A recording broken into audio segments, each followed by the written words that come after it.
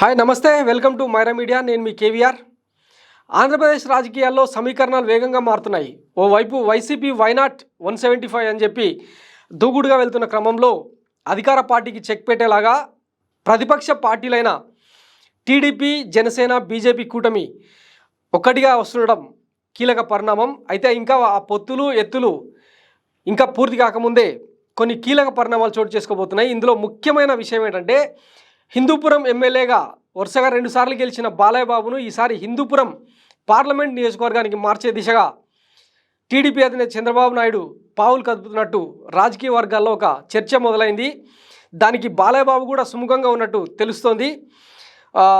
నిజానికి అంటే 1952లో హిందూపురం నియోజకవర్గం ఏర్పడ్డ నాటి నుంచి అది మొదట కాంగ్రెస్కు కంచుకోటగా ఉండేది.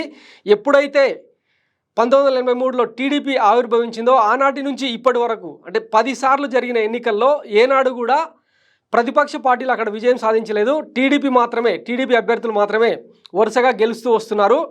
మొదట 1983లో పామిశెట్టి రంగనాయకులు టీడీపీ నుంచి గెలిచిన తర్వాత 1985 ఎన్నికల్లో ఎన్టీ రామారావు వరుసగా 2 సార్లు గెలిచారు. ఆ తర్వాత టీడీపీ ఆవిర్భవించిన 1983లో తొలిసారిగా పామిశెట్టి రంగనాయకులు టీడీపీ అభ్యర్థిగా అక్కడ విజయం సాధించారు. ఆ తర్వాత జరిగిన ఎన్నికల్లో ఎన్టీ రామారావు అక్కడ పాతుకుపోయారు. ఆయన మరణించేంత వరకు అంటే 1996 వరకు కూడా హిందూపూర్ని ఎన్టీఆర్ కంచుకోటగా మలుచుకున్నారు. ఆ తర్వాత జరిగిన బై ఎలక్షన్లో అంటే ఎన్టీఆర్ మరణానంతరం జరిగిన బై ఎలక్షన్లో ఆయన తనయుడు హరికృష్ణ అక్కడి నుంచి విజయం సాధించారు. ఆ తర్వాత కూడా వరుసగా టీడీపీ అభ్యర్థులే గెలుస్తూ వచ్చారు. అయితే 2014లో బాలయ్య బాబును అక్కడ నిలబెట్టి చంద్రబాబు నాయుడు గెలిపించారు.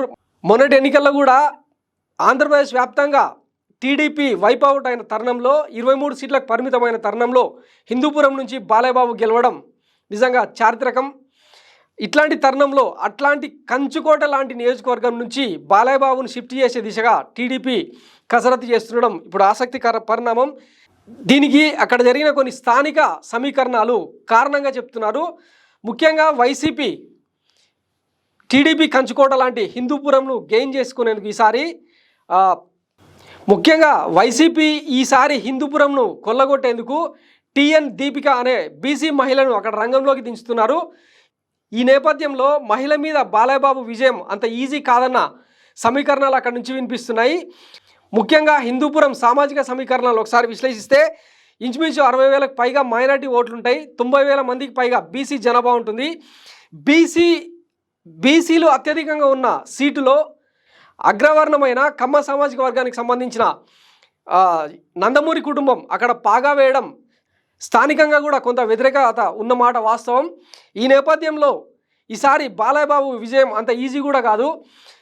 2014లో బాలయ్య బాబు అక్కడి నుంచి గెలిచిన తర్వాత హిందూపురం దాహార్తి తీర్చేందుకు ముచ్చుమారి ప్రాజెక్టు పైప్ లైన్ని తీసుకురావడం మినహా ఆయన పెద్దగా సాధించింది ఏమీ లేదని చెప్పి అక్కడ స్థానికులు చెప్తున్న మాట.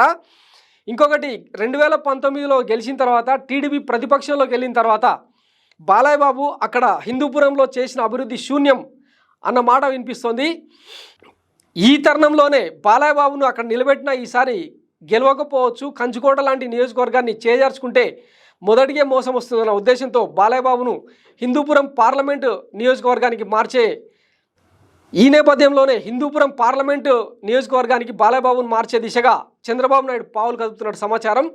దీనికి బాలయ్య బాబు కూడా సుముఖత వ్యక్తం చేస్తున్నట్టు తెలుస్తోంది.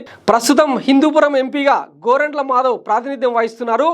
ఆయన మీద కూడా వ్యతిరేకత వ్యక్తమవుతున్న తరుణంలో మరొక వైపు హిందూపురం పార్లమెంటు పరిధిలోని 7 నియోజకవర్గాల్లో కూడా ఒక హిందూపురం మినహా మిగతా చోట్ల వైసీపీ అభ్యర్థులు విజయం సాధించారు. సో బాలయ్య బాబును హిందూపురం పార్లమెంటు పరిధిలో కనుక నిలబెడితే మొత్తం హిందూపురం పార్లమెంటు పరిధిలోనే సమీకరణాలు మారొచ్చు అన్న ఉద్దేశంతో చంద్రబాబు నాయుడు ఈ ఎత్తుగడకు తెరదీసినట్టు సమాచారం. సో చూడాలి మరి ఏం జరుగుతుందనేది.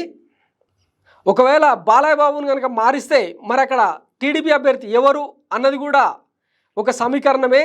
ఈ నేపథ్యంలో అంటే టీఎన్ దీపికకు వ్యతిరేకంగా బీసీ సామాజిక వర్గానికి చెందిన మరో మహిళను నిలబెట్టే దిశగా చంద్రబాబు నాయుడు పావులు కదుపుతున్నట్టు తెలుస్తోంది.